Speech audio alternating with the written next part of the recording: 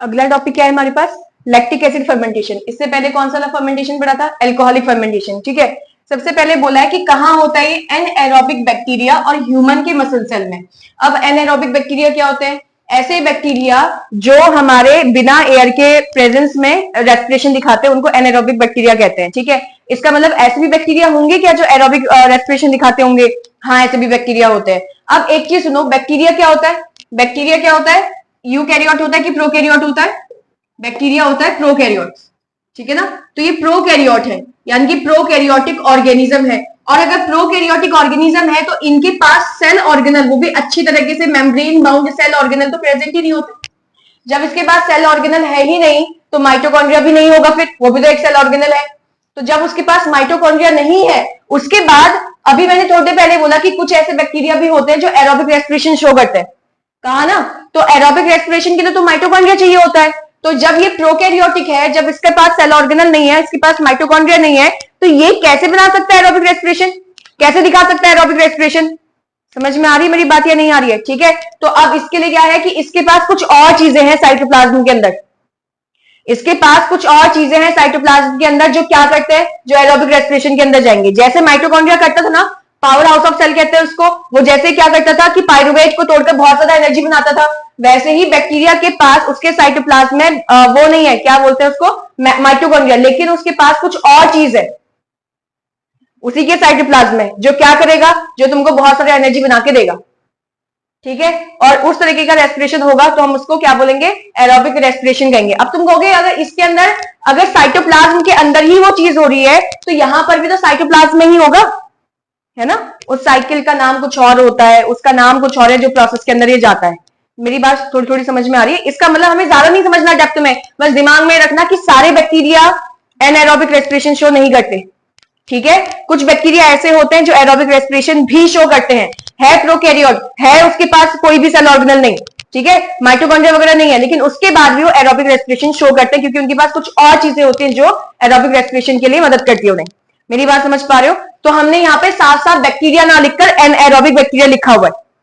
ठीक है, अगर लेकिन ऑप्शन में, क्योंकि तुम 10th वाले हो, ज्यादा कुछ हाईफाई देंगे नहीं, ऑप्शन में बैक्टीरिया भी होगा तो टिक कर देना, ठीक है कि नहीं। तो एनएरोबिक बैक्टीरिया के अंदर हो रहा है, पहला कंडीशन ये लिखा। दूसरा क्या है, ह्यूमन मसल सेल। अब देखो हमारी बॉडी का सेल तो यूकैरियोटिक है ना, है कि नहीं है, उसके पास माइटोकॉन्ड्रिया तो होगा, लेकिन उसके बाद भी वो क्या कर रहा है, लैक्टिक एसिड फर्मेंटेशन यानी कि विदाउट ऑक्सीजन रिएक्शन दिखा रहा है। तो यानी कि हम भी उसी कैटेगरी के अंदर आ गए जैसे यीस्ट था, है ना। हमारी बॉडी में सबसे ज्यादा अमाउंट में कौन सी रिएक्शन होती है, एरोबिक। और कुछ ही ऐसी कंडीशंस होती है जहां पर हमें बहुत ज्यादा एनर्जी की रिक्वायरमेंट पड़ रही है शॉर्ट पीरियड ऑफ टाइम में, तो वहां पे हमारी बॉडी के जो सेल होते हैं वो एनारोबिक रेस्पिरेशन शो कर देते हैं। वैसे यीस्ट की बॉडी के अंदर, उसकी बॉडी में ज्यादातर क्या प्रेजेंट होगा, एरोबिक एनएरोबिक रेस्पिरेशन, क्योंकि बाहर अगर ग्लूकोज ज्यादा है तो वो क्या दिखाएगा, एनएरोबिक रेस्पिरेशन शो करेगा। लेकिन कभी कभी क्या दिखा देता है, एरोबिक रेस्पिरेशन, जैसे हमारी ह्यूमन की बॉडी दिखाती है। आया कुछ कुछ की नहीं आ रहा है? तो ये है मेरे पास बैक्टीरिया का सेल, ठीक है। ये क्या है, ये है सेल किसका, जिसके बारे में हम पढ़ रहे हैं। या तो ये बैक्टीरिया का सेल होगा या फिर ये किसका होगा भैया, ह्यूमन का सेल हो जाएगा। ठीक है, तो या तो बैक्टीरिया का सेल है और ह्यूमन का किसका सेल है, मसल सेल। ये समझ में आया कि नहीं? वही सेम चीज, ग्लूकोज आएगा बाहर से बॉडी के अंदर, सेल के अंदर। अब ह्यूमन के केस में तो हमको पता है, हमने खाना डाइजेस्ट करा था, स्मॉल इंटेस्टाइन के अंदर विलाए थे, उसने ब्लड में फेंका सारा अब्सॉर्ब करके खाने को, और वो चले गया खून के अंदर, सेल के अंदर चले गया खून से। ठीक है, लेकिन बैक्टीरिया की बॉडी में, बैक्टीरिया तो सिंगल सेल ऑर्गेनिज्म है, यानी कि यूनिसेल ऑर्गेनिज्म है। ये कैसे करेगा, ये भी सेम उसी की तरह काम करेगा जैसे हमारे वो यीस्ट करता है। क्या करेगा, अपनी बॉडी का केमिकल पहले बाहर निकालेगा, खाने के ऊपर, खाने को पहले डिकम्पोज करेगा, यानी कि उसको गलाएगा, सड़ाएगा, उसको तोड़ेगा, बाहर ही तोड़ रहा है, और बाहर जब कार्बोहाइड्रेट टूट चुका होगा ग्लूकोज में, अब उसको बॉडी के अंदर अब्सॉर्ब करेगा। समझ में आया कि नहीं? तो हुआ क्या, यहां पर बाहर से क्या आ रहा है, बाहर से क्या आ रहा है, ग्लूकोज आया। ठीक है, चाहे तुम ब्लड के थ्रू लेकर आए, और बैक्टीरिया के पास तो कोई ब्लड नहीं होगा, एक ही सेल है, तो बाहर उसने पहले डाइजेस्ट कर दिया, उसके बाद उसको अब्सॉर्ब करे अपनी बॉडी के अंदर। समझ रहे हो? तो बैक्टीरिया ने, सॉरी, जो भी ये ह्यूमन सेल है या बैक्टीरिया का जो भी सेल है, तो इसके पास ग्लूकोज आया जिसके पास 6 कार्बन होते हैं। फिर से वही चीज, साइटोप्लाज्म के अंदर रिएक्शन हुई, साइटोप्लाज्म के अंदर रिएक्शन हुई, और रिएक्शन का नाम क्या हो जाएगा, ग्लाइकोलिसिस। सेम चीज क्या बनेगा, सेम चीज, पायरुवेट। पायरुवेट। एक ग्लूकोज से कितने पायरुवेट के मॉलिक्यूल? 2, तो इसके आगे लगा देंगे 2। ठीक है, अब ये क्या करेगा, ये माइटोकॉन्ड्रिया के अंदर जा रहा है या नहीं जा रहा? ये है तुम्हारे पास ऐसी माइटोकॉन्ड्रिया का स्ट्रक्चर, तो ये माइटोकॉन्ड्रिया के अंदर जाएगा या नहीं जाएगा? यहां पर माइटोकॉन्ड्रिया के अंदर रिएक्शन नहीं होगी, क्योंकि बैक्टीरिया के पास तो माइटोकॉन्ड्रिया होता नहीं है, बट ह्यूमन के पास तो माइटोकॉन्ड्रिया है। लेकिन हम क्या कर रहे हैं, हम फटाफट एनर्जी बना रहे हैं, हमें एनर्जी चाहिए लेकिन कम समय में चाहिए, तो अब मेरी बॉडी का जो सेल है वो माइटोकॉन्ड्रिया के अंदर नहीं भेज सकता, क्योंकि माइटोकॉन्ड्रिया में टाइम लगेगा एनर्जी निकालने में। तो कहां भेज रहा है वो बोल रहा है भैया साइटोप्लाज्म में तेरे को ही मदद करनी पड़ेगी, अब और कोई है नहीं हेल्प करने के लिए। साइटोप्लाज्म कहता है मैं कर तो दूंगा, लेकिन मेरे को ऑक्सीजन की जरूरत भी नहीं है, क्योंकि मैंने यहाँ पर भी ऑक्सीजन नहीं दिया था, तो यहाँ पर एब्सेंस ऑफ ऑक्सीजन में ये रिएक्शन हो रही है। लेकिन यहाँ पे जब वो टूटा, हमने सोचा था कि पायरुवेट को तोड़ोगे तो कार्बन डाइऑक्साइड, वाटर और एनर्जी बनेगा, लेकिन जब वो यहाँ पे टूटा तो अब की बार उसने बनाया, सबसे पहली चीज बनाई उसने लैक्टिक एसिड। क्या बनाया? लैक्टिक एसिड बनाया, सबसे पहले एसिड बनाया। दूसरी चीज क्या बनाई उसने? एनर्जी। तीसरी चीज क्या बनाई? कुछ भी नहीं। अब की बार कार्बन डाइऑक्साइड नहीं निकला, एनर्जी तो यहां पर भी बनी हुई थी, एटीपी लिख रही हूं, एनर्जी यहां पर भी बनी हुई थी, एनर्जी यहां पर भी बन रही, लेकिन अब की बार क्या नहीं बन रहा? कार्बन डाइऑक्साइड नहीं बन रहा। तो इसका मतलब इस पायरुवेट के पास कितने कार्बन होते हैं? 3 कार्बन। तो अब यहाँ पे कोई कार्बन वाला नहीं बना, इसका मतलब लैक्टिक एसिड के पास भी कितने कार्बन होंगे? 3 कार्बन। उसने बस उसका फॉर्म चेंज कर दिया ताकि एनर्जी मिल सके। समझे या नहीं? इसने इसमें से कुछ चीजें इधर उधर ज्वाइन व्वाइन करके उसने एक मेरे को लैक्टिक एसिड बना के दे दिया। समझ पा रहे हो या नहीं समझे? कार्बन यहाँ पे भी 3, यहाँ पे भी 3। तो अगर एक ग्लूकोज से 2 पायरुवेट बन रहे हैं, एक पायरुवेट से 1 लैक्टिक एसिड बन रहा है, तो 2 पायरुवेट से कितने लैक्टिक एसिड बन जाएंगे? 2 लैक्टिक एसिड बन जाएंगे। समझ पा रहे हो कि नहीं? लेकिन यहां पर एक्स्ट्रा कोई चीज नहीं बन रही है, जैसे कार्बन डाइऑक्साइड वाली चीज नहीं बन रही। इसने क्या करा? साइटोप्लाज्म ने हमारी बॉडी के अंदर इसके पायरुवेट के फॉर्म को चेंज कर दिया, उसके जो बॉन्ड थे उसको अलग अलग कर दिया और लैक्टिक एसिड बना के दे दिया। तो समझे या नहीं समझे? अब क्वेश्चन आता है, यीस्ट की बॉडी में भी तो ऐसे ही हो रहा था, ह्यूमन के सेल में भी चलो एनारोबिक रेस्पिरेशन ऐसा ही हो रहा है, बैक्टीरिया की बॉडी में भी ऐसा ही हो रहा है, तो ऐसा क्यों हो रहा है कि यीस्ट अलग दिखा रहा है और बैक्टीरिया अलग दिखा रहा है और ह्यूमन की बॉडी अलग दिखा रही है? समझे या नहीं समझे? मैं बोल रही हूँ यीस्ट की बॉडी में भी तो यही बन रहा था, लेकिन यहाँ लैक्टिक एसिड नहीं बन रहा था, उसने तो इथेनॉल बनाया। और मेरी बॉडी के सेल में जब मुझे एनारोबिक रेस्पिरेशन करना है और बैक्टीरिया के सेल ने भी यही सेम दिखाया, लेकिन लैक्टिक एसिड बना दिया। ऐसा क्यों? क्योंकि इनको तोड़ने के लिए चाहिए होते हैं एंजाइम। समझे? एक एंजाइम वो है, जैसे तुम खाना खाते हो तो खाने के बड़े बड़े पार्टिकल को तोड़ने के लिए तुम्हारी बॉडी डाइजेस्टिव एंजाइम निकाल रही है ना, वैसे ही इसको भी तोड़ने के लिए, इस ग्लूकोज को पायरुवेट में कन्वर्ट करने के लिए एंजाइम लगते हैं। ऐसे नहीं हो गया ये, समझे? एंजाइम लगते हैं तब जाके पायरुवेट में कन्वर्ट हुआ। फिर इस पायरुवेट को इस लैक्टिक एसिड में कन्वर्ट करने के लिए फिर से एंजाइम लगते हैं, एक लगता है, बहुत सारे अलग अलग लगते हैं, जो भी लगता है, बट एंजाइम लगते हैं यहां से यहां कन्वर्ट करने में। और बैक्टीरिया की बॉडी में एंजाइम अलग होता है और यीस्ट की बॉडी में एंजाइम अलग होता है। समझ में आया? तो यीस्ट की बॉडी में जो पायरुवेट को कन्वर्ट कर रहा है उसके लिए एंजाइम अलग है, और हमारे बॉडी में और क्या कहते हैं बैक्टीरिया की बॉडी में पायरुवेट को इसमें कन्वर्ट करने के लिए एंजाइम अलग है। इस वजह से प्रोडक्ट अलग अलग बनते हैं। समझ में आ रहा है मैं क्या बोल रही हूँ? ठीक है, जबकि ये प्रोसेस भी बिल्कुल सेम है जो यीस्ट की बॉडी के अंदर हो रहा था। तो वहां पे इथेनॉल और यहाँ पे लैक्टिक एसिड क्यों बनाया? क्योंकि मेरे बॉडी के अंदर, मेरे मसल सेल के अंदर और ये जो बैक्टीरिया उनके अंदर पायरुवेट को कन्वर्ट करने के लिए जो एंजाइम था वो यीस्ट की बॉडी में नहीं पाया जाता था। समझे या नहीं समझे? और जो एंजाइम यीस्ट की बॉडी के अंदर है पायरुवेट को कन्वर्ट करने के लिए, वो बैक्टीरिया और ह्यूमन मसल सेल की बॉडी में नहीं पाया जा रहा। इसलिए दूसरा एंजाइम था, उस दूसरे एंजाइम ने इसको तोड़ा तो इसको लैक्टिक एसिड में कन्वर्ट कर दिया। तोड़ तो पाया नहीं, उसने बस इसका शेप चेंज कर दिया, कैसे बॉन्ड जो थे इधर उधर चेंज करके उसका नाम ही अलग हो गया। समझे या नहीं? अरे तुम्हारे हाथ पैरों को अलग अलग कर देंगे तो तुम अलग चीज बन जाओगे ना, अब वही थोड़ी रहोगे, इंसान जैसे अलग ही दिखोगे ना, वैसे ही उसका भी हाथ पैर सब मुंह अलग चेंज कर दिया तो क्या हो गया? नया चीज बन गया जिसका नाम हो गया लैक्टिक एसिड। कुछ समझ में आया या नहीं आया? ठीक है, तो मैंने क्या बोला, अच्छा अब ये तो इसको थोड़ी देर में मैं वैसे लिखवा दूंगी इक्वेशन के फॉर्म में। अब मैं बोल रही हूँ टोटल एनर्जी बताओ कितनी निकल रही है यहाँ पर, तो तुम बोलोगे कुछ नहीं भाई, देखो 2 बार मुझे एनर्जी दिख रही है, एक बार यहाँ पर एक बार यहाँ पर, टोटल एनर्जी यहाँ पर भी 2 ATP के मॉलिक्यूल्स ही निकलेंगे, क्योंकि है तो फर्मेंटेशन ही, फर्मेंटेशन का ही तो पार्ट पढ़ रहे हो तुम, एनएरोबिक रेस्पिरेशन का ही तो पार्ट पढ़ रहे हो। तो एनएरोबिक रेस्पिरेशन में 2 ATP की मॉलिक्यूल्स निकलते हैं, जबकि हमारे एरोबिक रेस्पिरेशन में कितने बनते हैं? 38 बनते हैं। समझ पा रहे हो या नहीं? चाहे तुम इस तरीके से बनाओ इसको, है तो एनारोबिक रेस्पिरेशन, ऑक्सीजन तो चाहिए ही नहीं यहाँ पे, रिक्वायरमेंट मतलब बिना ऑक्सीजन के प्रेजेंस में रिएक्शन हुई। और चाहे तुम ईस्ट की बॉडी के अंदर देखो, वहां पे भी बिना ऑक्सीजन के प्रेजेंस में रिएक्शन हुई, है ना, बिना ऑक्सीजन के प्रेजेंस में रिएक्शन हुई। आंसर क्या मिला तुमको? एटीपी के मॉलिक्यूल कितने मिले? 2 मिले, लेकिन प्रोडक्ट अलग मिल गया था। क्यों? क्योंकि ईस्ट की बॉडी के अंदर एंजाइम अलग है जो पायरुवेट को तोड़ सके, और बैक्टीरिया और ह्यूमन मसल सेल में एंजाइम अलग है जो पायरुवेट को तोड़ सके। आया कुछ की नहीं आया? इसीलिए तुमको प्रोडक्ट अलग अलग दिखे, लेकिन एनर्जी वही मिली, 2 एटीपी के मॉलिक्यूल। कुछ आया या दिमाग के ऊपर से गया? आ गया? क्या हुआ? वही सेम, इधर तक का तो सब कुछ ही सेम हो रहा है, एरोबिक में भी, एनारोबिक में भी। और चाहे एनारोबिक का फर्मेंटेशन वाला पढ़ो एल्कोहलिक, या फिर लैक्टिक एसिड फर्मेंटेशन पढ़ो, यहां तक का तो सब कुछ सेम हो रहा है। आगे की कहानी सब में अलग हो जा रही है। अगर एरोबिक रेस्पिरेशन है, क्रेब्स साइकिल दिखाएगा, माइटोकॉन्ड्रिया के अंदर घुसा वो। अगर वो एरोबिक नहीं है तो साइटोप्लाज्म में भी, साइटोप्लाज्म में ही होगा, और साइटोप्लाज्म में भी 2 दिखा रहा है अलग अलग प्रोसेस। एक प्रोसेस के अंदर वो बना रहा है मेरे पास एथेनॉल और कार्बन डाइऑक्साइड, और एक प्रोसेस में क्या दिखा रहा है? लैक्टिक एसिड और एनर्जी बना रहा है। एनर्जी तो खैर उसमें भी बनी थी। समझ में आया या नहीं आया? क्लियर हो गया? फटाफट से इसको नोट करो, फिर इसके बाद मैं इसकी रिएक्शन लिखवाती हूँ दोबारा से। अच्छा, 1 मिनट और रुको, एक चीज और रुको, ये तो हमने पढ़ा ही नहीं इस चीज को, ये तो समझ में आ गया anaerobic bacteria human muscle cell में होता है। ये क्या लिखा हुआ है? ये एक ऐसी प्रोसेस है जहां पर इनकम्प्लीट ब्रेकडाउन हुआ। क्या पूरी तरीके से टूटा है? 3 कार्बन के कार्बन अभी तक अटैच है ना, तो कंप्लीट ब्रेकडाउन नहीं कहते इसको, क्या बोलते हैं? इनकम्प्लीट। क्योंकि इसके पास 6 कार्बन थे, इन द लास्ट CO2 और H2O में कन्वर्ट होना चाहिए था, तब बोलते हैं पूरी तरीके से टूट गया। लेकिन ऐसा ना होकर 6 कार्बन से 3 कार्बन लास्ट बनाए मेरा। ठीक है, तो ये कौन सी रिएक्शन हो गई? हमारे पास इनकम्प्लीट रिएक्शन है। इनकम्प्लीट ब्रेकडाउन हुआ है किसका? शुगर का। शुगर कौन हो गया? ग्लूकोज। किसमें हुआ है? लैक्टिक एसिड और एनर्जी में। लैक्टिक एसिड और एनर्जी में कन्वर्ट हुआ है। आया कुछ की नहीं आया?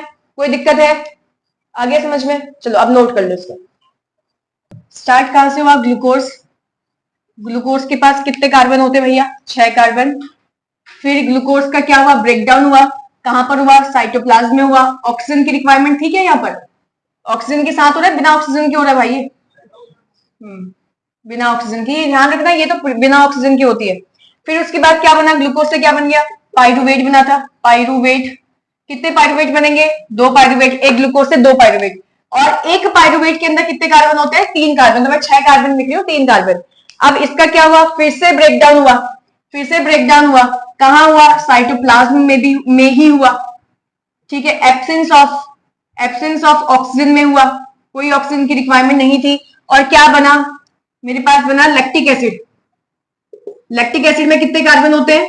3 कार्बन होते हैं। इसीलिए कुछ नया चीज बना नहीं ना बाहर। 3 कार्बन ये थे, 3 कार्बन इसके पास भी है। 2 पाइरुवेट थे, तो एक पाइरुवेट से एक लैक्टिक एसिड, तो 2 पाइरुवेट से 2 लैक्टिक एसिड बन गया। साथ में क्या बना? साथ में बना बहुत सारा अमाउंट में एनर्जी, जिसको मैंने बोला है एटीपी, पर ये बहुत ज्यादा नहीं है। खैर यहां पर भी क्या बना? एटीपी।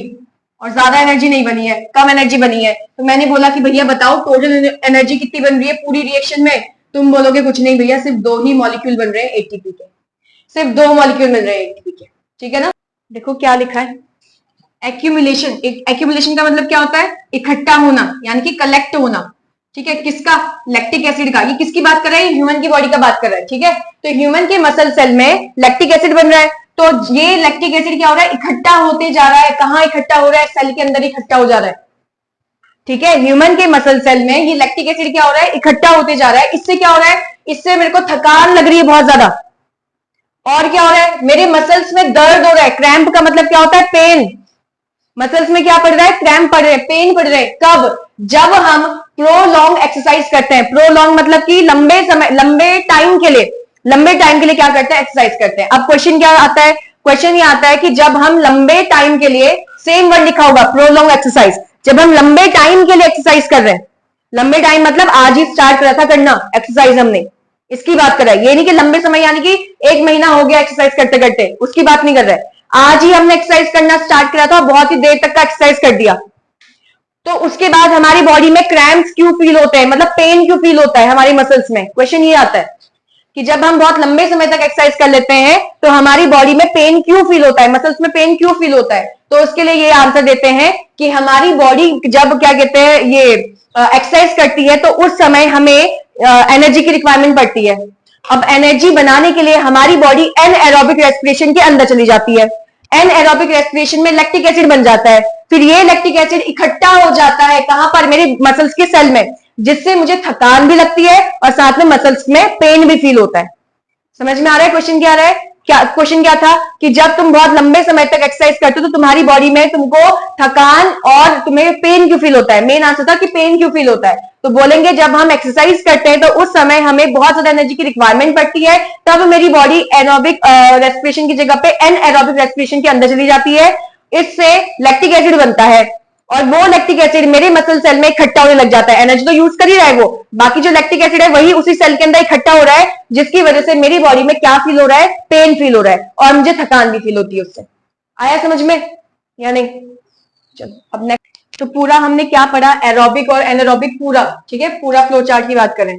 सबसे पहले हमने खाना खाया, जहां कहीं से भी आया ग्लूकोज आया, ग्लूकोज सबसे पहले साइटोप्लाज्म के अंदर गया, साइटोप्लाज्म में विदाउट ऑक्सीजन में उसका क्या हुआ? ग्लाइकोलिसिस हुआ, यानी कि वो टूटा और टूटकर उसने एक ग्लूकोज ने 2 पायरुवेट बना दिया। ग्लूकोज के अंदर टोटल 6 कार्बन होते हैं और एक पायरुवेट के अंदर टोटल 3 कार्बन होते हैं, तो एक ग्लूकोज टोटल 2 कार्बन में 2 पायरुवेट के मॉलिक्यूल में कन्वर्ट हो गया, ठीक है। और इसके साथ साथ थोड़ी बहुत एनर्जी भी यहाँ पे बनती है, ये हमने पढ़ा हुआ था। अब ये पायरुवेट 3 कंडीशंस के अंदर चले गया। पहली कंडीशन क्या है कि presence of oxygen, oxygen present होगा तो क्या होगा पायरुवेट का। दूसरी कंडीशन क्या है, जब ऑक्सीजन एब्सेंट होगी तो क्या होगा पायरुवेट का हाल। और तीसरा भी यही है कि जब ऑक्सीजन प्रेजेंट नहीं होगा यानी कि एब्सेंट होगा तो पायरुवेट का क्या हाल होगा, क्या किस में कन्वर्ट होगा। अब ये जो चीज हो रही है कि ऑक्सीजन के प्रेजेंस में रिएक्शन हो रही है, माइटोकॉन्ड्रिया के अंदर होगी। तो जितने भी यूकैरियोटिक हैं, यानी कि जिनके पास माइटोकॉन्ड्रिया प्रेजेंट होगा अपने सेल के अंदर, जिनके पास सेल ऑर्गेनल्स होंगे, वो सारे मल्टी सेलर भी हो सकते हैं, कुछ कुछ यूनिसेलर भी हो सकते हैं, तो वो इस तरीके का क्या बोलेंगे, एरोबिक रेस्पिरेशन दिखाएंगे, इस तरीके का रेस्पिरेशन शो करेंगे, जिसको हम एरोबिक रेस्पिरेशन कहते हैं, जहां पे ऑक्सीजन की रिक्वायरमेंट होती है। तो ये माइटोकॉन्ड्रिया के अंदर हो रही है, इसलिए इस साइकिल को बोल दिया क्रेब्स साइकिल। और यहाँ पे क्या देखने को मिला कि पूरा का पूरा जो पायरुवेट है वो कंप्लीटली ब्रेक डाउन हो चुका है, कंप्लीटली टूट चुका है। एक पायरुवेट में से एक कार्बन डाइऑक्साइड अलग हो गया और एक H2O अलग हो गया। समझे या नहीं समझे? बट एक पायरुवेट के पास कितने कार्बन थे? 3 कार्बन थे, लेकिन टोटल कितने पायरुवेट है? 2 पायरुवेट। तो हमने इसको पूरा जब बैलेंस किया, बैलेंस ग्लूकोज से लेकर जब मैं इसको बैलेंस कर रही हूँ तो मैंने देखा 6 कार्बन डाइऑक्साइड अलग हो जाएंगे, 6 पानी के मॉलिक्यूल अलग हो जाएंगे और साथ में एनर्जी कितनी बन रही है यहाँ पर? 38 मॉलिक्यूल। बहुत ज्यादा अमाउंट में एनर्जी बन रही है एज कंपेयर टू ये दोनों को देख लो। ये दोनों जो एब्सेंस ऑफ ऑक्सीजन के प्रेजेंस में रिएक्शन और एब्सेंस ऑफ ऑक्सीजन में रिएक्शन हो रही है, तो मैं ये बोल सकती हूँ कि इतना जो पार्ट है वो तो एनएरोबिक रेस्पिरेशन का पार्ट है। फिर ये तो इतना पार्ट एनएरोबिक रेस्पिरेशन का पार्ट है। और जो इस वाले पार्ट की बात कर रहे हैं ये किसके अंदर आ जाएगा? मैं ऊपर लिख रही हूँ उसको, ठीक है। किसके अंदर आ जाएगा? एरोबिक रेस्पिरेशन के अंदर आ जाएगा। तो एरोबिक रेस्पिरेशन में हमको ऑक्सीजन की रिक्वायरमेंट होती है और पूरा का पूरा ग्लूकोज का मॉलिक्यूल टूट गया है कार्बन डाइऑक्साइड, पानी और एनर्जी में, ठीक है। अब फिर यहाँ पर क्या हुआ? एब्सेंस ऑफ ऑक्सीजन, ऑक्सीजन की रिक्वायरमेंट नहीं थी, उसके बिना रिएक्शन हो रही है। तो पहले हम देख रहे हैं यीस्ट के साइटोप्लाज्म में, यानी कि यीस्ट सेल की बॉडी में क्या हो रहा है, और यीस्ट के भी सेल में कहां पर? साइटोप्लाज्म में। समझे? तो यीस्ट के भी कहां पे हो रहा है? साइटोप्लाज्म में हो रहा है, ठीक है। तो साइटोप्लाज्म में विदाउट ऑक्सीजन हो रहा है, क्या हो गया? इथेनॉल में कन्वर्ट हुआ। कंफ्यूज मत होना, एक जगह इथेनॉल एक जगह लैक्टिक एसिड बन रहा है। तो इथेनॉल में कन्वर्ट हुआ, साथ में इथेनॉल का अगर फॉर्मूला देखेंगे उसके पास 2 कार्बन होते हैं, तो अभी एक पायरुवेट से एक इथेनॉल बना है, वो भी 2 कार्बन वाला, एक कार्बन बचा है, उसको अलग कर दिया बाहर, ठीक है। तो ethanol plus carbon dioxide plus energy बन रही है, लेकिन यहाँ पर एनर्जी कितनी बन रही है? सिर्फ और सिर्फ 2 एटीपी के मॉलिक्यूल्स बन रहे हैं, ज्यादा नहीं बन रहे थे। वही सेम चीज यहाँ पे देखो, एब्सेंस ऑफ ऑक्सीजन यानी कि एनारोबिक रेस्पिरेशन, और ये कहां पे हो रहा है? ये भी साइटोप्लाज्म में भी था, ये भी साइटोप्लाज्म में हो रहा है, ये भी साइटोप्लाज्म में भी हो रहा है, और ये किसके अंदर होता है? माइटोकॉन्ड्रिया के अंदर। तो साइटोप्लाज्म में रिएक्शन हो रही है एनारोबिक रेस्पिरेशन, साइटोप्लाज्म में रिएक्शन हो रही है एनारोबिक रेस्पिरेशन। समझे? साइटोप्लाज्म में तो ये भी हो रहा था, ये भी एनारोबिक रेस्पिरेशन है। लेकिन यहाँ पे पूरी जर्नी देखो क्या है, कहीं पर भी ऑक्सीजन की रिक्वायरमेंट हुई नहीं, कहीं पर भी बिना ऑक्सीजन के उसने रिएक्शन दिखाया या आगे कुछ भी चीज बनाया। तो ये पूरी जर्नी को हम एनारोबिक रेस्पिरेशन कह देते हैं। अगर थोड़ा सा भी कहीं पर ऑक्सीजन रिक्वायरमेंट आया है या ऑक्सीजन का यूज किया है, तो वो वाली प्रोसेस का नाम एरोबिक रेस्पिरेशन हो जाता है। यहां पर कोई ऑक्सीजन नहीं, बट यहां तो यूज कर लिया था, इसलिए एरोबिक रेस्पिरेशन। यहां पर कोई ऑक्सीजन नहीं और यहां पर भी कोई ऑक्सीजन नहीं, इसलिए एनारोबिक रेस्पिरेशन, ठीक है। तो यहां पर क्या हुआ? साइटोप्लाज्म के अंदर एनारोबिक रेस्पिरेशन और माइटोकॉन्ड्रिया के अंदर वो एरोबिक रेस्पिरेशन। तो साइटोप्लाज्म में देखा, इसमें कन्वर्ट हो चुका है। फिर हमने देखा बैक्टीरिया के सेल को या फिर ह्यूमन के मसल सेल को देखा, तो ऑक्सीजन के बिना वो कैसे तोड़ता है पायरुवेट को। उसने बोला कि भैया मैं लैक्टिक एसिड में कन्वर्ट कर दूंगा और साथ में थोड़ी बहुत एनर्जी बना दूंगा, जितने तुमको चाहिए है उतना तो नहीं बना सकता हूँ 38, लेकिन मैं थोड़ी बहुत एनर्जी बना सकता हूँ जो कि 2 ATP के मॉलिक्यूल्स है। समझ में आ रहा है या नहीं आ रहा है? ठीक है। अच्छा, एक चीज का ध्यान रखेंगे, ये एक ग्लूकोज से 38 मॉलिक्यूल बन रहे हैं, एक ग्लूकोज से 2 ATP के मॉलिक्यूल बन रहे हैं और एक ग्लूकोज से यहां पर भी 2 ATP के मॉलिक्यूल्स बन रहे हैं। ठीक है, तो अगर तुम मेरे से कहोगे कि आपने यहाँ पे बैलेंस किया, यहाँ बैलेंस किया, तो इसको भी 6 से मल्टीप्लाई करो, ऐसा कुछ नहीं है, टोटल इतने बन रहे हैं। पूरे ग्लूकोज का जब रिएक्शन हो रहा है वहां से लेकर यहां तक का पूरे ये बन रहे हैं। वैसी सेम चीज यहाँ पे कि यहाँ पे बैलेंस करा, यहाँ पे बैलेंस करा, वहां पे क्यों नहीं करा? अरे पूरी टोटल जर्नी में 2 ही ATP मॉलिक्यूल निकले हैं बाहर। वही सेम यहाँ पर भी हुआ। याद कैसे करेंगे? थोड़े से याद रखना। पहले हमने स्टार्टिंग में पढ़ा था हमारी बॉडी के बारे में, माइटोकॉन्ड्रिया के बारे में, वो तो तुमको याद होगा, कार्बन डाइऑक्साइड, पानी और एनर्जी बनाएगा 38। फिर सेकंड किसके आया? यीस्ट। ठीक है, तो यीस्ट में इथेनॉल बन जाएगा और बैक्टीरिया से क्या बन जाएगा? Lactic acid. क्योंकि बैक्टीरिया और तुम्हारी बॉडी एक जैसा बोला गया है, तो ह्यूमन मसल के साथ तो बैक्टीरिया अटैच कर रखा है तुमने, है ना? ह्यूमन मसल सेल और बैक्टीरिया को एक कैटेगरी के अंदर रखा है ना। और तुम्हारी बॉडी में क्रैम्प्स क्यों होते हैं? क्योंकि लैक्टिक एसिड इकट्ठा हो जाता है वहां पर। तो यानी कि तुम्हारी बॉडी क्या बना रही है? लैक्टिक एसिड बना रही है जो सेल के अंदर इकट्ठा हो रहा है। तो बैक्टीरिया भी क्या बनाएगा? लैक्टिक एसिड बनाएगा जो सेल के अंदर इकट्ठा हो जाएगा।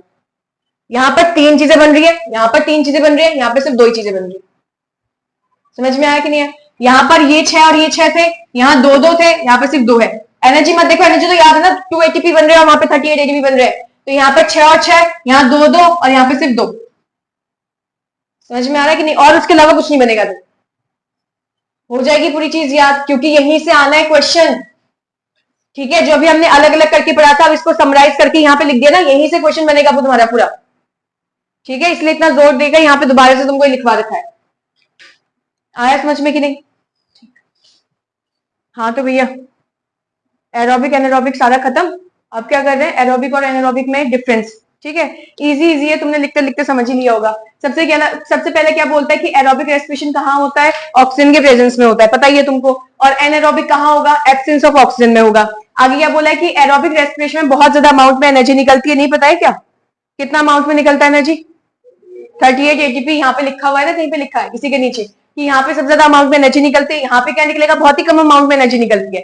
कितना एनर्जी निकलता है? तो बोला है हर एक ग्लूकोज का मॉलिक्यूल, एक ग्लूकोज के मॉलिक्यूल से 38 ATP मॉलिक्यूल्स बनते हैं। यानी कि 38 ATP क्या है? एनर्जी। इसको एनर्जी कह रही हूं ना मैं। तो एक ग्लूकोज का मॉलिक्यूल कितना एनर्जी दे रहा है मुझे? 38 ATP। और यहाँ पर एक ग्लूकोज से सिर्फ कितनी एनर्जी मिल रही है? 2 एनर्जी। तो इस हिसाब से 2 ATP का मॉलिक्यूल, इस हिसाब से यहाँ पर जो एनर्जी मिल रही है वो ज्यादा मिल रही है और यहाँ पे एनर्जी जो मिल रही है वो कम मिल रही है। क्या लिखा है? Occurs in cytoplasm and mitochondria. ये पता है ना तुमको कि ये जो एरोबिक रेस्पिरेशन होती है, जहां पर हमको एयर की रिक्वायरमेंट होती है, ऑक्सीजन की रिक्वायरमेंट होती है, साइटोप्लाज्म में भी होती है और माइटोकॉन्ड्रिया में होती है। और ये वाली रिएक्शन सिर्फ साइटोप्लाज्म में होती है, ये तो माइटोकॉन्ड्रिया में होता ही नहीं है। आगे क्या है? Complete breakdown of glucose. Glucose पूरा टूट जाता है CO2 और वाटर के अंदर, लेकिन यहाँ पर क्या है? Incomplete breakdown of glucose. Glucose पूरा नहीं टूटता, क्योंकि कहीं कहीं पे लैक्टिक एसिड बच जाता है, किसी के अंदर इथेनॉल बच जाता है। समझे कि नहीं? पूरा कार्बन टूटा ही नहीं, पूरा ग्लूकोज टूटा ही नहीं। तो ऐसे लिखा है इनकम्प्लीट और कंप्लीट। लास्ट में क्या लिखा है? End products are CO2 and H2O। End products मतलब जब ये पूरा टूट जाता है तो लास्ट में प्रोडक्ट क्या मिलते हैं हमको? पानी और कार्बन डाइऑक्साइड मिलता है। यहाँ वाले केस में क्या बोला है? End products are lactic acid, ethanol and carbon dioxide. चाहे तुम अल्कोहलिक फर्मेंटेशन करवा लो, चाहे तुम लैक्टिक एसिड फर्मेंटेशन करवा लो, तो दोनों में क्या है कि जो एंड प्रोडक्ट्स मिलेंगे तुमको, ओवरऑल एंड प्रोडक्ट्स लास्ट में मिलेगा तुमको लैक्टिक एसिड, या फिर मिलेगा इथेनॉल, या फिर क्या मिलेगा? कार्बन डाइऑक्साइड मिलेगा। ठीक है, पढ़ा वही चीज है। लास्ट बोलता है occurs in most of the plants and animals. तुमको पता है ना हमारी बॉडी के अंदर यही रिएक्शन होती है। और साथ में जितने भी यूकैरियोटिक ऑर्गेनिज्म होंगे जिनके पास माइटोकॉन्ड्रिया प्रेजेंट होगा, मोस्टली सबके पास ये वाली रिएक्शन देखने को मिलेगी। मोस्टली बोला गया है क्योंकि यीस्ट भी हमारा यूकैरियोटिक ऑर्गेनिज्म है, उसके अंदर भी माइटोकॉन्ड्रिया है, बट उसके अंदर डोमिनेंट कौन सा हुआ है? Anaerobic respiration. समझे कि नहीं? तो इसलिए लिखा है मोस्ट लिखा है यहाँ पे वर्ड, कि सभी में नहीं हो रहा, but most of the plants और एनिमल्स में यही रिएक्शन होती है। ठीक है, यहाँ पे क्या लिखा हुआ है? Occurs in an aerobic bacteria. मैंने तुम्हें पहले ही बताया था कुछ बैक्टीरिया ऐसे होते हैं जो एरोबिक रेस्पिरेशन भी दिखाते हैं, इसीलिए एन एरोबिक बैक्टीरिया लिखा है, यीस्ट लिखा है, ह्यूमन मसल सेल, ये तो एग्जाम्पल है जो हमने पढ़े। हम कौन सा टॉपिक स्टार्ट कर रहे हैं कि रेस्पिरेशन कैसे हो रहा है, ये तो हमको पता है। ठीक है, उसके लिए रेस्पिरेशन के लिए चाहिए क्या? मुझे गैसेस चाहिए ना, कि गैसेस, रेस्पिरेशन का मतलब क्या होता है भैया? ऑक्सीजन तुमको चाहिए है खाने को तोड़ने के लिए ना, और फिर CO2 बनेगा, यही तो रेस्पिरेशन है। और हर एक ऑर्गेनिज्म के अंदर हो रहा है, चाहे वो प्लांट्स है, चाहे यूनिसेलुलर है, चाहे मल्टीसेलुलर ऑर्गेनिज्म है कि नहीं। तो अब हम पहले पढ़ रहे हैं कि प्लांट्स की बॉडी में गैसेस एक्सचेंज कैसे होता है। गैसेस एक्सचेंज कहने का मतलब है रेस्पिरेशन के लिए जो गैसेस की रिक्वायरमेंट होती है ना, ऑक्सीजन और कार्बन डाइऑक्साइड बनता है, जो भी चीज है वो एक्सचेंज कैसे हो रहा है प्लांट में। फिर पढ़ेंगे डिफरेंट डिफरेंट एनिमल्स में कैसे गैसेस एक्सचेंज होता है। फिर पढ़ेंगे ह्यूमन की बॉडी में गैसेस एक्सचेंज, यानी कि पूरा रेस्पिरेशन। हमने ये तो सीख लिया कि रेस्पिरेशन क्या होता है और कैसे होता है, हमने वो वाला पार्ट सीख लिया, ठीक है। हम अब क्या सीख रहे हैं कि रेस्पिरेशन के लिए जो गैसेस आ रही है ना, वो आ कैसे रहा है, यानी कि गैसेस का एक्सचेंज हो कैसे रहा है, और रेस्पिरेशन के बाद जो कार्बन डाइऑक्साइड बन रहा है फिर वो बॉडी के बाहर कैसे जा रहा है, हम ये सीख रहे हैं अब। तो पहले सीखेंगे प्लांट की बॉडी में, फिर सीखेंगे एनिमल्स में, यानी कि डिफरेंट डिफरेंट एनिमल्स में, और लास्टली हम सीखेंगे क्या कि हमारे ह्यूमन की बॉडी में कैसे गैसेस का एक्सचेंज, यानी कि पूरा जो ये ब्रीदिंग और रेस्पिरेशन पूरा प्रोसेस है वो कैसे हो रहा है। समझे कि नहीं। तो हम यहाँ पे क्या कर रहे हैं, गैसेस का एक्सचेंज कैसे होता है प्लांट्स में। तो अगर क्वेश्चन पूछा जाएगा कि कैसे गैसेस का एक्सचेंज हो रहा है प्लांट्स में, आंसर लिखेंगे डिफ्यूजन, डिफ्यूजन की वजह से होता है। तो अब पहला क्वेश्चन कि ये जो डिफ्यूजन तुम लिख रहे हो वो क्या होता है, क्या है डिफ्यूजन। डिफ्यूजन का मतलब ये है कि अगर मैंने यहाँ पर इस कमरे में मान लो कि मैंने अगरबत्ती जला दी, ठीक है, तो अगरबत्ती जलाई तो वहां पे धुआं ज्यादा होगा, होगा कि नहीं होगा। और तुम बाहर मान लो रूम के बाहर खड़े हो, तो धीरे धीरे वो जो धुआं है वो ट्रेवल करके तुम्हारी तरफ आ जाएगा और तुम्हें भी उस अगरबत्ती की स्मेल आ जाएगी। तो इसका मतलब यहाँ पे क्या हुआ, जहां पर मैंने अगरबत्ती जलाई है वहां पर गैसेस के पार्टिकल्स हो गए ज्यादा, धुआं ज्यादा हो गया ना, तो वहां पे गैसेस का पार्टिकल हो गए ज्यादा, तो उसको बोलते हैं हम हायर कंसंट्रेशन। कंसंट्रेशन मतलब अमाउंट। तो जहां पे मैंने अगरबत्ती जलाई वहां पे गैसेस का अमाउंट क्या हो गया, उनका कंसंट्रेशन ज्यादा हो गया, और वो ट्रेवल करते करते कहां पहुंच गई, तुम्हारी तरफ, जहां पर अगरबत्ती नहीं जली थी। तो तुम्हारे पास कंसंट्रेशन जो है गैसेस का, कौन सी गैस, जो अगरबत्ती वाली गैस है, उस गैस का कंसंट्रेशन कम है या फिर बिल्कुल भी नहीं है कि नहीं। तो अब यहाँ पे गैसेस का पार्टिकल अपने आप अपने हायर कंसंट्रेशन से लोअर कंसंट्रेशन की तरफ बहते हैं, ठीक है कि नहीं। तो ये क्या बोला है तुमने, मूवमेंट ऑफ मॉलिक्यूल्स। कौन से मॉलिक्यूल्स की बात हो रही है, कोई सा भी मॉलिक्यूल हो सकता है, बट हम यहाँ पे गैसेस की बात करें ना, तो यहाँ पे गैसेस की मॉलिक्यूल की बात हो रही है, ठीक है। तो गैसेस के मॉलिक्यूल्स क्या कर रहे हैं, मूव कर रहे हैं कहां से, अपने हायर कंसंट्रेशन से अपने लोअर कंसंट्रेशन की तरफ, यानी कि जहां पर गैसेस ज्यादा है वहां से जा रहे हैं उस तरफ जहां पे वो वाली गैस का अमाउंट कम है। जैसे अगर मैं ह्यूमन की केस की बात बताऊं, तो बाहर इन्वायरमेंट में ऑक्सीजन ज्यादा है मेरी बॉडी के रिस्पेक्ट में, तो मेरी बॉडी में बाहर से ऑक्सीजन क्या हो रहा है, मेरी बॉडी में जा रहा है, यानी कि डिफ्यूजन हो रहा है। और मेरी बॉडी के अंदर क्या है, कार्बन डाइऑक्साइड ज्यादा है बाहर के कंपेरिजन में, तो मेरी बॉडी से क्या हो रहा है, डिफ्यूज हो रहा है कौन, कार्बन डाइऑक्साइड, कहां जा रहा है, बाहर की तरफ।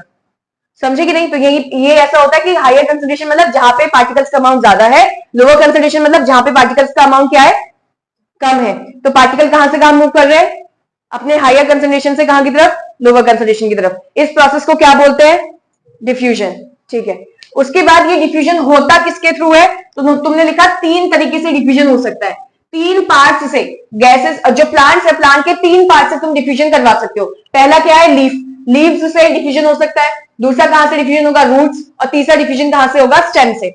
अगर लीव्स से डिफ्यूजन हो रहा है तो लीव्स के पास छोटे छोटे पोर्स होते हैं, टाइनी पोर्स, उनको क्या कहा जाता है, स्टोमेटा। तो लीव्स से अगर डिफ्यूजन होगा, गैसेस का एक्सचेंज होगा, तो स्टोमेटा से होगा।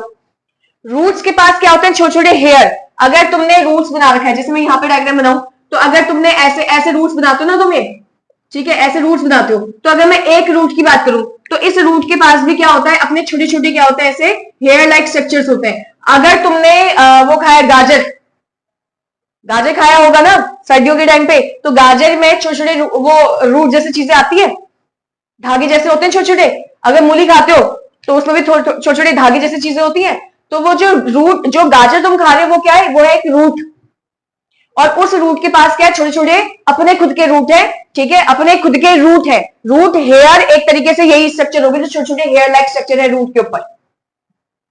समझे या नहीं समझे भैया, रूट हेयर क्या है, ये जो रूट के ऊपर छोटे छोटे हेयर के जैसे स्ट्रक्चर है, इन्हीं को रूट हेयर कह दिया। अब यहां से क्या हो रहा है, गैसेस का एक्सचेंज हो रहा है। कौन सा गैस, क्या तुम्हारा जो प्लांट की बॉडी वो सेल से नहीं बनी हुई है, क्या रूट से सेल से नहीं बनी हुई है, तो सेल से बनी है, तो क्या रूट के अंदर रेस्पिरेशन नहीं होगा। हर एक लिविंग ऑर्गेनिज्म रेस्पिरेशन शो करेगा ना, अगर उसको मैं लिविंग कह रही हूं तो रूट्स में भी तो रेस्पिरेशन होगा।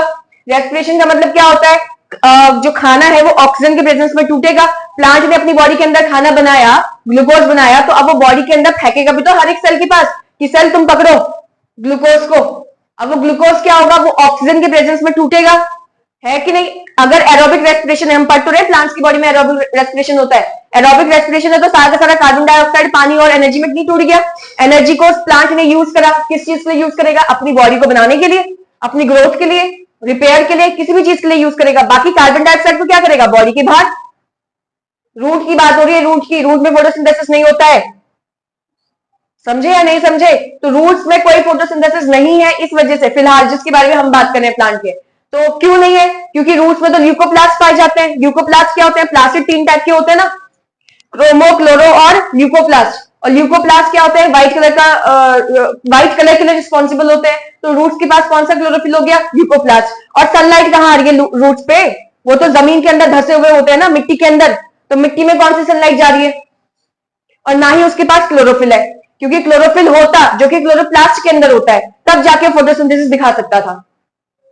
मेरी बात समझ रहे हो? लेकिन गैस का एक्सचेंज कर रहा है, क्यों कर रहा है? क्योंकि उसकी बॉडी के अंदर रेस्पिरेशन तो हो रहा है, क्योंकि हर एक सेल रेस्पिरेशन शो करेगा। तो कार्बन डाइऑक्साइड बन रहा है, कार्बन डाइऑक्साइड बनेगा तो अपने रूट हेयर से उस कार्बन डाइऑक्साइड को बाहर फेंकेगा और ऑक्सीजन भी उसी से लेगा, क्योंकि सॉइल में भी तो पानी तुम दे रहे हो ना, सॉइल में पानी दे रहे हो ना, और सॉइल में गैप भी तो होता है, होल्स होते नहीं होते? तो उस गैप में एयर नहीं आ सकता क्या? एयर में ऑक्सीजन नहीं आ सकता है क्या? क्या वो ऑक्सीजन फिर रूट्स में नहीं चले जाएगा, रूट हेयर के थ्रू? आया समझ में कि नहीं आया? और कैसे जाएगा? डिफ्यूजन की वजह से। डिफ्यूजन क्या होता है कि जो सॉइल है वहां पर ऑक्सीजन का अमाउंट ज्यादा है और रूट्स के अंदर ऑक्सीजन का अमाउंट कम है, तो सॉइल से जो ऑक्सीजन है वो रूट्स की तरफ डिफ्यूज हो जाएगा, क्योंकि हायर कंसंट्रेशन से लोअर कंसंट्रेशन की तरफ मूव करना वो स्टार्ट कर देगा। समझ में आ रहा है कि नहीं? तो रूट्स में किस तरीके से डिफ्यूजन होता है? रूट हेयर की मदद से। स्टेम में, अब स्टेम में देखो 2 पॉइंट्स लिखे हुए हैं, एक लिखा है लेंटिकल्स और दूसरा क्या लिखा है? स्टोमेटा। अगर मुझे स्टेम ग्रीन दिखाई देता है, जैसे कि मनी प्लांट देखा है तुमने, तुम्हारे घर में मनी प्लांट होगा, छोटे छोटे पौधे होते हैं ना, श्रब, हर्ब्स बोल दो या श्रब बोल दो, जैसे कि रोज का प्लांट भी है ना? तो छोटे छोटे पौधे का जो स्टेम होता है वो ग्रीन कलर का होता है। तो अगर वो ग्रीन कलर का स्टेम है तो उनके पास प्रेजेंट क्या होगा? स्टोमेटा। ठीक है, स्टोमेटा होगा तो वही लीव्स वाला दिखाएगा, सीधे सीधे स्टोमेटा को ओपन करेगा, गैसेस बाहर गैसेस अंदर। समझ रहे हो या नहीं समझे? दूसरा क्या है? लेंटिकल्स। अब लेंटिकल्स क्या होते हैं? जिनके पास वुड होता है, वुड, समझे? जिनका जो तना है, जो स्टेम है वो वुड का बना हुआ है, तो उनके ऊपर छोटे छोटे पोर्स होते हैं, उन पोर्स को लेंटिकल्स कह दिया जाता है। बट ये स्टोमेटा नहीं है, मैं तुमको इसका डायग्राम दिखाऊंगी बाद में। इनके ऊपर ऐसे ऐसे पोर्स आते हैं जो साफ साफ दिखाई देते हैं, आंखों से दिखाई देते। स्टोमेटा आंखों से नहीं दिखाई देते, समझे? उसको तो माइक्रोस्कोप से देखेंगे, लेकिन स्टेम में ऐसे ब्राउन कलर के ऐसे पैचेस दिखाई देते हैं, छोटे छोटे पोर्स होते हैं। इसके थ्रू क्या किया जाता है? इसके थ्रू गैसेस का एक्सचेंज किया जाता है, इन्हीं को बोला जाता है लेंटिकल्स। और ये तभी मिलेगा अगर तुम्हारा जो तना है वो लकड़ी का बना है, यानी कि वुड का बना है। समझ में आ रहा है? और अगर वो ग्रीन होगा तो उसके पास लेंटिकल्स नहीं होंगे, उसके पास स्टोमेटा होगा। प्रोसेस दिखाएगा डिफ्यूजन ही। अब आ जाते हैं इस वाली चीज पे जो हमने पहले पढ़ा हुआ है, कौन सा चैप्टर? न्यूट्रिशन के अंदर। क्या पढ़ा है इसके अंदर? इसके अंदर ये पढ़ा है कि देखो, स्टोमेटा दिन के समय क्या होता है? दिन के समय CO2 जनरेट हो रहा है रेस्पिरेशन के थ्रू। मैंने तुमसे बोला है कि हर एक ऑर्गेनिज्म रेस्पिरेशन शो करेगा अगर वो लिविंग के अंदर आ रहे तो। वो चारों के चारों जो लाइफ प्रोसेसेस होते हैं वो शो करेगा ना, अगर वो लिविंग ऑर्गेनिज्म है तो क्या उसमें रेस्पिरेशन होगा? नहीं होगा। माना कि जो तुम्हारा प्लांट है वो स्टोमेटा की मदद से फोटोसिंथेसिस वाली प्रोसेस को कंप्लीट करता है, लेकिन दिन के समय क्या हो रहा है? दिन के समय रेस्पिरेशन भी हो रहा है, फोटोसिंथेसिस भी हो रहा है। फोटोसिंथेसिस से उसने खाना बनाया, वो ग्लूकोज हर एक सेल के पास गया, हर एक सेल ने उस ग्लूकोज को तोड़ा और कार्बन डाइऑक्साइड में कन्वर्ट किया। अब ये जो कार्बन डाइऑक्साइड जनरेट हो रहा है, प्रोड्यूस हो रहा है, किसकी मदद से? रेस्पिरेशन की मदद से। तो ये अब फोटोसिंथेसिस में पार्टिसिपेट कर लेगा, इसको बॉडी के बाहर नहीं फेंक रहा। वो कहां यूज कर रहा है इसको? फोटोसिंथेसिस में, क्योंकि हमको पता है फोटोसिंथेसिस में हमको कार्बन डाइऑक्साइड चाहिए होता है और पानी चाहिए होता है। क्लोरोफिल और सनलाइट मिलकर क्या बनाते हैं हमारे पास? ग्लूकोज और ऑक्सीजन, पता है ना? तो वो तुम्हारा अभी दिन के समय क्या हो रहा है? रेस्पिरेशन हो रहा है। तो रेस्पिरेशन हो रहा है तो बॉडी के अंदर कार्बन डाइऑक्साइड बनते जा रहा है। अब वो सारा का सारा कार्बन डाइऑक्साइड फोटोसिंथेसिस में यूज कर ले रहा है वो, समझे? अब फोटोसिंथेसिस में यूज करने के बाद क्या बनेगा? ऑक्सीजन, और वो ऑक्सीजन को रिलीज कर देगा स्टोमेटा के थ्रू। अब रात के समय क्या है? सनलाइट तो है ही नहीं, क्योंकि फोटोसिंथेसिस के लिए 4 चीजें चाहिए होती हैं। पानी चाहिए होता है, कार्बन डाइऑक्साइड चाहिए होता है, सनलाइट और क्लोरोफिल चाहिए होता है। उसके पास तीनों तो प्रेजेंट हो सकते हैं। 3 मतलब क्लोरोफिल भी हो सकता है और पानी भी हो सकता है, कार्बन डाइऑक्साइड भी हो सकता है, लेकिन वो सनलाइट कहां से लाए? तो जब सनलाइट होगा नहीं तो रात के समय कोई फोटोसिंथेसिस नहीं होगी। बट रेस्पिरेशन को थोड़ी चाहिए सनलाइट, रेस्पिरेशन तो हमेशा होता रहेगा, ग्लूकोज तो टूटता रहेगा, है ना, और कार्बन डाइऑक्साइड बनता रहेगा। अब की बार उसकी बॉडी के अंदर जो कार्बन डाइऑक्साइड बन रहा है रेस्पिरेशन में, अब उसको वो बॉडी के अंदर यूज नहीं कर सकता क्योंकि सनलाइट है ही नहीं, तो कोई फोटोसिंथेसिस होगी नहीं। जब उसको यूज नहीं कर सकता तो अब उसको क्या करेगा, बॉडी के बाहर ही तो फेंकेगा। समझ में आया या नहीं आया? ठीक है, तो हमारे लीव्स के अंदर दिन के समय क्या होता है, दिन के समय ऑक्सीजन रिलीज करता है, और लीव्स रात के समय क्या रिलीज करते हैं, कार्बन डाइऑक्साइड रिलीज करते हैं। और क्यों करते हैं, इसलिए करते हैं। समझ में आ चुका है या दोबारा समझाओ? हो गया, क्लियर हो गया? चलो फिर नेक्स्ट पे बढ़ते हैं। टॉपिक क्या है, गैसेस एक्सचेंज किस में देख रहे हैं, एनिमल्स के अंदर देख रहे हैं। प्लांट्स वाला खत्म, ठीक है। प्लांट्स में किस किस से होता है, स्टोमेटा के थ्रू, और क्या कहते हैं लेंटिकल्स के थ्रू, और किसके थ्रू होता है, रूट हेयर के थ्रू, यानी कि लीव्स, स्टेम्स और किस में होता है, रूट्स में होता है, ठीक है, उसके थ्रू होता है पूरा डिफ्यूजन। अब गैसेस ऑफ एक्सचेंज या एक्सचेंज ऑफ गैसेस देख रहे हैं किसमें, एनिमल्स के थ्रू। सबसे पहली लाइन क्या बोलता है, फॉर एफिशिएंट गैसेस एक्सचेंज। अब गैसेस नहीं होगा, ये गैसियस होगा, gaseous. For efficient gaseous exchange, यानी कि अगर तुम्हें गैस का एक्सचेंज जब तुम करवाते हो और तुम चाह रहे हो कि बहुत अच्छी तरीके से गैस का एक्सचेंज हो जाए, तो उसके लिए जो रेस्पिरेटरी सिस्टम है, रेस्पिरेटरी सिस्टम तुम्हारी बॉडी में पूरा रेस्पिरेशन के लिए एक सिस्टम है ना, है कि नहीं? जैसे डाइजेशन के लिए पूरा सिस्टम था, तो वैसे तुम्हारी बॉडी में रेस्पिरेशन के लिए भी अलग से क्या है, पूरा एक सिस्टम है। तो रेस्पिरेटरी सिस्टम को या फिर सरफेस को, सरफेस क्यों बोला गया है, क्योंकि बहुत सारे ऐसे ऑर्गेनिज्म है जो यूनिसेलुलर है, जैसे कि क्या है, अमीबा एक ही सेल है ना, तो एक सेल है तो उसके पास रेस्पिरेटरी सिस्टम होगा क्या, नहीं होगा ना। तो उसके पास क्या होगा, रेस्पिरेशन करने के लिए एक सरफेस प्रेजेंट होगी जिसको रेस्पिरेटरी सरफेस कहेंगे। तो वो रेस्पिरेटरी सरफेस या फिर रेस्पिरेटरी सिस्टम के पास क्या चीज होनी चाहिए, क्या खास बातें होनी चाहिए जिससे बहुत बढ़िया तरीके से गैस का एक्सचेंज हो जाए। तो उन्होंने बोला सबसे पहले एक पतली वॉल होनी चाहिए। किसकी वॉल होनी चाहिए पतली, जो सरफेस तुम ले रहे हो, जो तुम रेस्पिरेटरी सिस्टम ले रहे हो, उनकी वॉल पतली होनी चाहिए। वॉल पतली यानी कि वो ज्यादा मसल्स की नहीं बननी चाहिए, वो बहुत ही पतले सेल्स की बनी होनी चाहिए। उनकी पतली जितनी सेल होगी उतना आसानी से डिफ्यूज हो जाएगा, क्योंकि अगर बहुत सारे सेल्स लगे हुए और बहुत सारे सेल्स है, या ऐसे मान लेते हो इतनी मोटी लेयर सेल है और यहां से ऑक्सीजन को पास करना है या कार्बन डाइऑक्साइड को पास करना है, तो इतनी मोटी लेयर को पास करके जाना पड़ेगा। और इसके बजाय अगर लेयर इतनी सी है तो क्या होगा, अब ज्यादा जा सकता है ना, जल्दी जा सकता है ना, एयर डिफ्यूज हो सकता है कि नहीं हो सकता। तो पहले के कंपैरिजन में अब क्या हो सकता है, एयर आसानी से डिफ्यूज हो सकता है, जल्दी जल्दी हो सकती है प्रोसेस। तो अगर मुझे रिएक्शन बहुत फटाफट करनी है और बहुत अच्छा बनाना है गैसेस एक्सचेंज को, तो मेरे जो बॉडी के अंदर सरफेसेस है, कौन से सरफेस जो रेस्पिरेशन में मदद करते हैं, और या फिर जो मेरी बॉडी का पूरा सिस्टम है जिसको रेस्पिरेटरी सिस्टम कहते हैं, उनकी पहले तो वॉल जो है वो पतली होनी चाहिए। जहां पर रेस्पिरेशन का एक्सचेंज, जहां पे गैसेस एक्सचेंज हो रहा है उसकी बात कर रहा है वो ये नहीं कह रहा कि लंग्स पतले होते हैं। मेरी बॉडी में लंग्स पाए जाते ना, तो ये नहीं कह रहा कि लंग्स की वॉल पतली है, वो ये बोल रहा है कि जहां पर गैसेस का एक्सचेंज होगा मैं उस सरफेस की बात कर रहा हूं बस।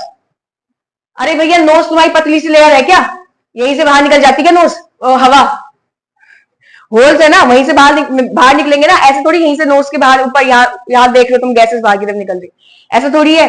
तो तुम्हारी बॉडी के अंदर जहां पे गैस का एक्सचेंज होगा वहां पर तुम्हारा सरफेस पतला होना चाहिए, समझे या नहीं? ये नहीं कि सारे सरफेसेस पतले हैं, जहां पे एक्सचेंज हो रहा है गैसेस का सिर्फ उसकी बात कर रहा है। दूसरा large surface area. Surface area large कहने का मतलब क्या है कि अगर एक का सरफेस बस इतना सा है और एक का सरफेस इतना सा है तो इतना है, तो उस हिसाब से देखो ना कि ऑक्सीजन जो भी गैसेस एक्सचेंज हो रही है वो उसके सरफेस से पार होके जाएगी। गैसेस जो एक्सचेंज, अरे तुम दिमाग लगाओ, हमारी पूरी एनिमल्स की बॉडी के अंदर जो गैस हो रहा है वो सेल के अंदर जाएगा ना, रेस्पिरेशन तो सेल के अंदर होगा, ऑक्सीजन अंदर जाएगा और कार्बन डाइऑक्साइड भी तो सेल के अंदर से ही निकलेगा। तो ये जो सेल है, ये बहुत सारे सेल अगर मिले, अगर एक ही सेल है तो बढ़िया है, लेकिन अगर बहुत सारे सेल मिलकर बनेंगे, क्योंकि मेरी बॉडी में तो एक सेल होगा नहीं, मेरी बॉडी में तो बहुत सारे सेल्स होंगे, हाँ है ना। तो वो जो सेल की मैं बात कर रही हूँ भैया, वो पहले तो पतला होना चाहिए। दूसरी चीज उसका सरफेस एरिया छोटा होना चाहिए, सॉरी बड़ा होना चाहिए। सरफेस एरिया का मतलब क्या है, ये इस सरफेस की बात कर रहा है, ये इस सरफेस का जो एरिया है जहां से गैस पास करेगा वो एरिया बड़ा होना चाहिए। क्यों? क्योंकि ज्यादा एरिया बड़ा होगा तो ज्यादा से ज्यादा गैस अंदर एंटर कर सकती है और ज्यादा से ज्यादा गैस जो होगी बाहर की तरफ भी निकल सकती है, तो ज्यादा से ज्यादा गैसेस का एक्सचेंज होगा। अगर सरफेस एरिया छोटा है, एरिया सरफेस की मैं बात करी, सरफेस का जो एरिया है वो छोटा है, तो वहां से क्या होगा, गैसेस का एक्सचेंज भी कम होगा, यही तो है। और ज्यादा सरफेस एरिया होगा तो गैसेस का एक्सचेंज भी ज्यादा होगा। तीसरा क्या बोला है, रिच इन ब्लड सप्लाई। क्या मतलब हुआ कि जो सेल है उसके आसपास क्या होना चाहिए, ब्लड की वेसल्स लगी होनी चाहिए, मैं ऐसे बना रही हूं, ठीक है।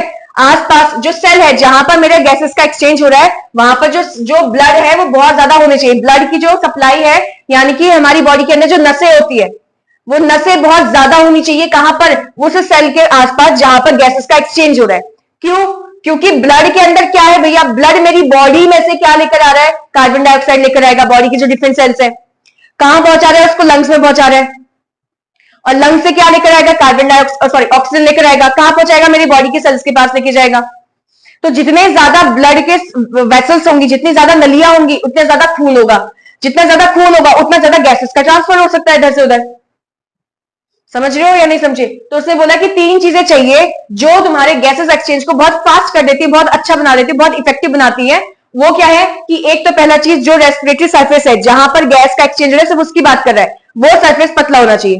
दूसरा, उस सरफेस का एरिया ज्यादा होना चाहिए। और तीसरा, उसके आसपास बहुत ज्यादा ब्लड की वेसल्स, बहुत सारे ब्लड वेसल्स यानी कि नलियां होनी चाहिए जिसके अंदर ब्लड घूमता हो। समझिए? अच्छा, अब क्या पढ़ना है? अब ये पढ़ना है कि डिफरेंट डिफरेंट जो एनिमल्स होते हैं, उन एनिमल्स में डिफरेंट डिफरेंट क्या होता है? रेस्पिरेटरी सरफेस होता है। मैंने यहाँ पे रेस्पिरेटरी सिस्टम नहीं लिखा, क्योंकि सिस्टम तो उसके पास होगा जिसके पास बहुत सारे सेल्स होते हैं, है ना। तो डिफरेंट डिफरेंट एनिमल्स में तुम्हारे यूनिसेलर मल्टीसेलर दोनों आ जाएंगे। तो हम बात कर रहे हैं यहाँ पे सिर्फ रेस्पिरेटरी सरफेस, क्योंकि सरफेस वो होगा जो चाहे यूनिसेलर हो चाहे मल्टीसेलर हो, दोनों के पास होगा, जहां पर क्या होगा? गैसेस का एक्सचेंज हो रहा है। सबसे पहले अमीबा। अमीबा का शेप तुमको नहीं पता? ऐसा होता है कि नहीं? सिंगल सेल की यूनिसेलर? बात तो एक ही है। सिंगल सेल और यूनिसेलर एक ही नहीं है, क्या अलग अलग है क्या? तो सिंगल सेल ऑर्गेनिज्म है, एक सेल है, तो इसके पास एक ही होगा ना स्ट्रक्चर। तो कहां से उसका गैस एक्सचेंज हो रहा है? Cell membrane. तो ये जो सेल की सबसे बाहर वाली लेयर होती है, इसी को सेल मेम्ब्रेन कहते हैं ना। और वो तुम्हारा जो ऑर्गेनिज्म है, ये प्लांट के अंदर तो आता नहीं है कि इसके पास बाहर सेल वॉल प्रेजेंट हो, ना ही ये फंगस के अंदर आता है कि बाहर सेल वॉल प्रेजेंट हो। तो इसकी बॉडी में जो एक्सचेंज हो रहा है गैस, वो कहां से हो रहा है? सेल की जो सबसे बाहर वाली लेयर है, जिसको हम सेल मेम्ब्रेन कहते हैं, वहां से गैसेस का एक्सचेंज हो रहा है। समझ में आया? तो अमीबा में गैसेस एक्सचेंज का है? सेल मेम्ब्रेन से। दूसरा क्या है? लीच, जोंक। देखा नहीं है? देखा तुमने? कब आता है? बरसात के टाइम पे। कभी तुम्हें जोंक लगे हैं पैरों पे, हाथ पैरों में? कभी जोंक को देखा है अपनी आंखों से? अगर तुमने आंखों से देखा है तो क्या उसकी बॉडी चिपचिपी होती है, बाहर से शाइन करती है, ठीक है। तो वो किससे लेता है भैया? कहां उसकी गैसेस एक्सचेंज होती है? मॉइस्ट स्किन से। जो उसकी स्किन नमी वाली स्किन है, जो उसकी स्किन तुम्हें दिखेगी ना पानी मतलब शाइन करते हुए, नमी वाली जो स्किन दिखेगी, वहां से लीच क्या करता है? गैसेस को एक्सचेंज करता है। समझ में आया? तीसरा क्या है? अर्थवर्म। केंचुए देखे? अर्थवर्म देखे कभी? अर्थवर्म की भी बॉडी देखी है तुमने? चिपचिपी होती है या नहीं? शाइनी शाइनी सरफेस होता है ना उसका। इसका मतलब अर्थवर्म भी कैसे भैया गैसेस का एक्सचेंज कर रहा है? अपने स्किन से। और लेकिन कौन सा स्किन? जिसके ऊपर नमी जमी रहती है, मतलब पानी रहता है। तो नमी वाले स्किन से क्या करता है? अर्थवर्म भी अपना गैस का एक्सचेंज करता है। आगे क्या लिखा है? एक्वेटिक एनिमल्स, यानी कि पानी में पाए जाने वाले एनिमल्स, चाहे फिशेस हो गए, शार्क हो गए, कुछ भी हो गया जो पानी के अंदर पाए जा रहे हैं। समझे? तो उनमें क्या हो रहा है? उनके पास गिल्स नहीं है क्या? छोटी क्लास में नहीं पढ़ा तुमने कि गिल्स से क्या होगा? गिल्स से क्या पड़ता है कि एक्सचेंज ऑफ गैसेस होगा। समझ रहे हो? उनके पास क्या है ऐसा एक्सचेंज करने के लिए गैसेस? उनके पास गिल्स है जिससे वो गैसेस को एक्सचेंज करेंगे। आगे क्या है? इंसेक्ट्स, कीड़े मकोड़े तुमने आसपास देखा ही होगा, चींटियां देखी हैं, हाउस फ्लाई, घर के अंदर मक्खी आ जाती है, मस्क्यूटोस, मच्छर वगैरह। तो ये सारे जो इंसेक्ट्स हैं, इनके पास क्या पाए जाते हैं? Air tubes. अगर मान लेते हैं ये है इंसेक्ट, मान लेते हैं ये एक ऐसा इंसेक्ट बना लिया मैंने, ठीक है। अरे वाह, आज ड्राइंग कैसे बन गई? क्या इंसेक्ट बनाया यार, बट ठीक है मान लेते हैं ये इंसेक्ट है, ठीक है। अरे 8 पैर होते हैं, बट ठीक है। अरे छोड़ो यार, पैर मत देखो, ठीक है, पैर मत देखो। मान लो कि तुमने अपना अपना रूप चेंज कर दिया, तुम इंसेक्ट बन गए, ठीक है। तो 4 पैर है तुम्हारे भी, लेकिन इंसेक्ट के 4 पैर नहीं होते। तो इसके सरफेस पे ना होल्स होती हैं। इसके सरफेस पे क्या होते हैं? पूरी बॉडी पे होल्स होते हैं, और वो होल्स ऐसे ट्यूब में कनेक्ट होती हैं, ठीक है। ऐसे ट्यूब में बनी होती है होल्स। अरे ट्यूब में खुलते हैं कहने का मतलब है। तो यानी कि अगर इंसेक्ट है तो इंसेक्ट की बॉडी में ऐसे ऐसे ट्यूब्स पड़े रहते हैं ये, ठीक है। तो इनको क्या बोलते हैं? इनको बोलते हैं एयर ट्यूब। इनको क्या बोलते हैं? Air tube. यानी कि ट्यूब में सीधे सीधे एयर चले जाएगा, उसके पास कोई रेस्पिरेटरी सिस्टम नहीं है मेरी बॉडी की तरह, ठीक है। तो इनकी बॉडी में क्या होता है? यहाँ पर होल्स होते हैं। ये क्या है? होल्स। और इस होल्स के थ्रू सीधे सीधे गैस जो होगी वो अंदर जाएगी ट्यूब में। तो इनको क्या बोलते हैं? Air tubes. और क्या बोल देते हैं? स्पाइरिकल्स। समझ में आया? तो इंसेक्ट्स की बॉडी में क्या प्रेजेंट होते हैं? स्पाइरिकल्स होते हैं, यानी कि एयर ट्यूब्स होते हैं। फिर आ गया फ्रॉग। फ्रॉग कहां पाया जाता है? लैंड एनिमल है कि वाटर एनिमल है? दोनों में, ठीक है। कहां पाया जाता है? दोनों में पाया जाता है। इसलिए देखो इसके पास क्या लिखा है? दो चीजें लिखी है। एक लिखा है लंग्स। अरे लंग्स तो हम लोग लेते हैं, सांस लंग्स से तो हम लोग लेते हैं ना। और उसके नीचे क्या लिखा है? लैंड एनिमल्स, यानी कि बर्ड्स और टेरेस्ट्रियल एनिमल्स। टेरेस्ट्रियल क्या होते हैं? जो जमीन पे पाए जाने वाले ऑर्गेनिजम्स हो गए, है ना। तो जमीन पे पाए जाने वाले ऑर्गेनिज्म बर्ड्स नहीं होती क्या? आप कहोगे बर्ड्स तो हवा में रहते हैं क्या? पेड़ में नहीं रहते हो? है तो ये जमीन में ही, समझे कि नहीं? तो बर्ड्स और टेरेस्ट्रियल एनिमल जितने भी हैं उन सबके पास लंग्स होता है सांस लेने के लिए। तो बर्ड्स के पास भी क्या है? लंग्स है। तो क्या बर्ड के पास भी रेस्पिरेटरी सिस्टम है मेरी बॉडी की तरह? बिल्कुल है, लंग्स है तो रेस्पिरेटरी सिस्टम भी है उसके पास। समझ रहे हो कि नहीं समझे? ठीक है। अब यहां पे क्या लिखा है फ्रॉग में? उसके पास लंग्स भी है, साथ में मॉइस्ट स्किन भी है। तो दो दो है, क्योंकि तुम्हारा जो फ्रॉग है वो पानी में भी पाया जाता है और कहां पाया जाता है? और जमीन में भी पाया जाता है। तो एम्फीबियन नाम सुना है कभी? एम्फीबियन, एम्फी मतलब बोथ। तो ऐसा ऑर्गेनिज्म जो दोनों जगह पाया जाता है, पानी में भी और जमीन पे भी, उसको एम्फीबियन कहते हैं। तो ये जो फ्रॉग है वो किसके अंदर आ जाएगा? एम्फीबियन के अंदर आ जाएगा, ठीक है। इसके पास अगर ये जमीन पे रहेगा तो इसके पास लंग्स होंगे जिससे सांस लेगा। फ्रॉग की स्किन देखिएगा भी चिपचिपी होती है, ठीक है। तो वो चिपचिपी स्किन है, यानी कि उसके पास क्या प्रेजेंट होगा? Moist skin. और वो मॉइस्ट स्किन से कब सांस लेगा? जब वो चले जाता है पानी के अंदर। बाहर भी ले सकता है, कोई दिक्कत नहीं, लेकिन पानी के अंदर चले जाएगा तो अब उसके लंग्स काम नहीं करेंगे, तब काम कौन करेगा? उसके मॉइस्ट स्किन। आया कुछ कि नहीं आया? तुम कहोगे गिल्स क्यों नहीं है?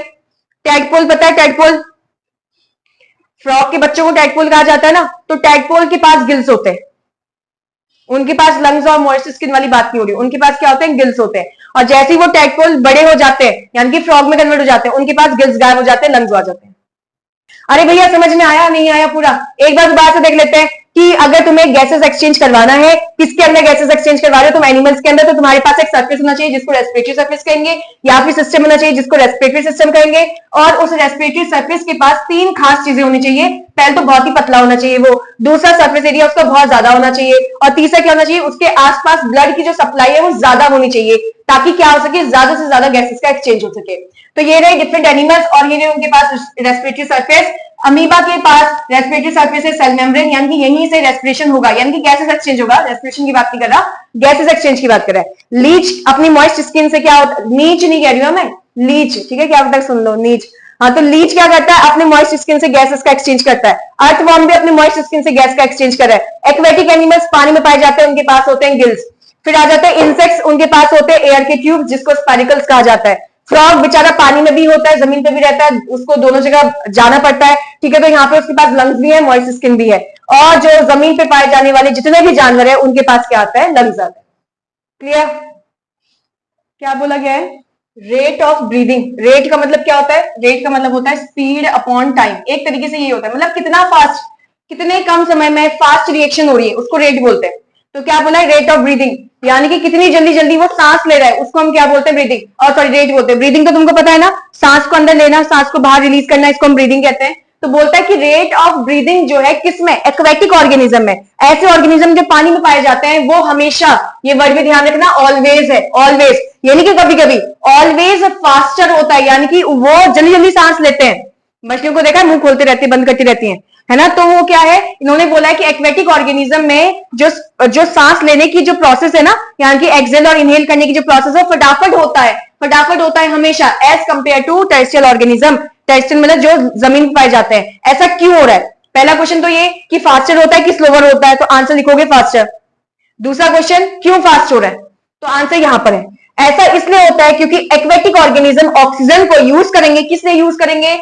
रेस्पिरेशन के लिए। वो ऑक्सीजन उनको मिलेगा कहां? वो तो पानी के अंदर घुला हुआ है, पता है तुमको कि पानी के अंदर गैसेस घुलती हैं, ठीक है। तो मैंने क्या बोला कि ऐसा इसलिए होता है क्योंकि एक्वेटिक ऑर्गेनिजम्स को भी ऑक्सीजन की रिक्वायरमेंट है, क्योंकि वो भी लिविंग है, लिविंग है तो रेस्पिरेशन शो करेंगे।